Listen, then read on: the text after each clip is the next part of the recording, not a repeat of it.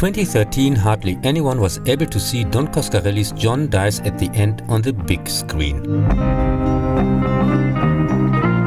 The American production from 2012 with an R rating had a budget of less than $1 million and made $140,000 in the US, running on 19 selected screens. It was not a success, but probably not a failure either. As an independent production for which there was hardly any advertising or marketing, the movie is not subject of the usual calculation. And during release it appeared also on DVD, Blu-ray and video on demand. So I don't have a clue what it really pulled back. It's based on the same named novel by Jason Pargin, under his pen name David Wong, which started in 2001 as a comic web series, 2004 as a web novel, and since 2007 also available in a printed version. Hello there, my name is Jason Pargin. I write as David Wong, which is a fictional person I created in order to avoid paying taxes.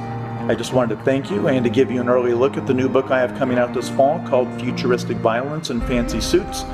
It's a deeply personal tale that deals with an issue that I think touches the lives of millions of Americans, which is the threat of cybernetically enhanced supercriminals roaming the streets and killing people with their magical powers. The complex and nested book is about Dave, who tries to convince a reporter to publish his story. He tells him about several times in which he and his best friend John are fighting beings from other dimensions, triggered by a drug named soy sauce. 2012 saw the sequel This Book is Full of Spiders, in which the story continues. This time it is about spider-like creatures that turn people into zombies. If you don't know who I am, that's perfect. That means you didn't read the previous book in this saga, which, to be frank, doesn't paint me in the best light.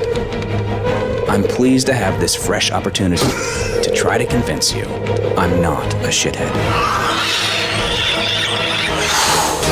Gross. With 2 more sequels in 2017, What the Hell Did I Just Read? And 2022, If This Book Exists, You Are in the Wrong Universe. Parallel to the John Dies at the End series, Pargin published the 2 books in the Zoe Ash series. 2015, Futuristic Violence and Fancy Suits, and 2020, Zoe Punches the Future in the Dick. The author posted his first story online for years for free, until fans persuaded him to make a printed version available, which he then produced in a tiny edition. One of these few issues was ordered out of pure coincidence by director Coscarelli, who then in 2007 directly secured the filming rights, leading to the novel being picked up by a publisher.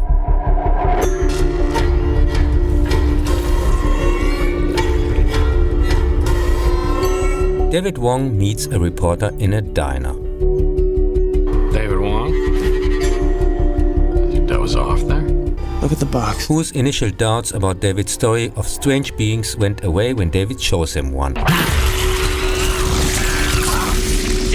Thanks to a drug called soy sauce, Dave and his best friend John are able to see invaders from a different dimension, which they fight also in the past and future, since time passes no longer just in one direction. Don Coscarelli see also the retrospective Phantasm.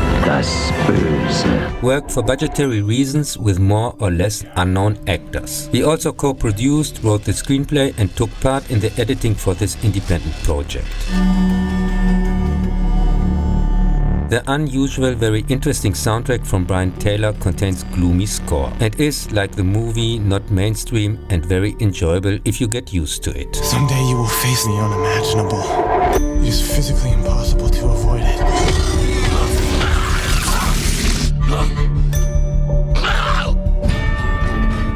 You got my attention, Mr. Wong. This slack stuff, this sauce. You can see things you shouldn't be able to. If I show you what's in this container, you'll never feel at one with the human race.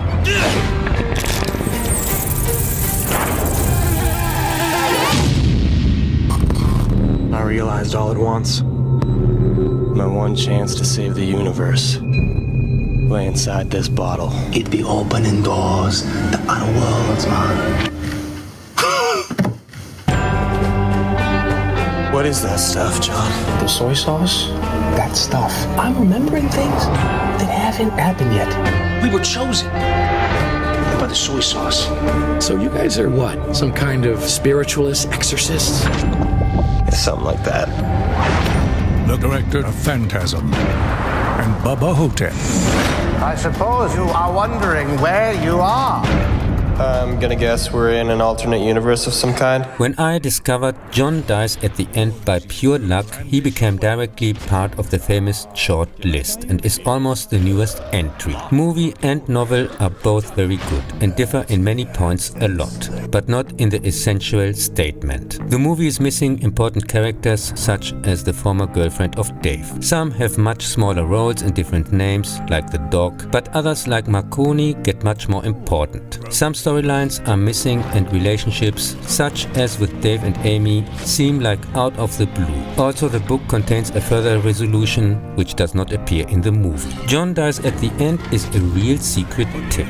The story is exciting and the setting fantastic. Very well cast even in the supporting roles. It is consistently entertaining and keeps the fast pace to the end. From my point of view, Coscarelli's best movie. Probably so unknown due to the lack of $1 million budget for marketing and sales. And as an R-rated independent production, it is similar to Cube. With movies like this, it's a small miracle that they even exist. And the chance to see one of those in the cinema is smaller than finding the door that leads out of the cube.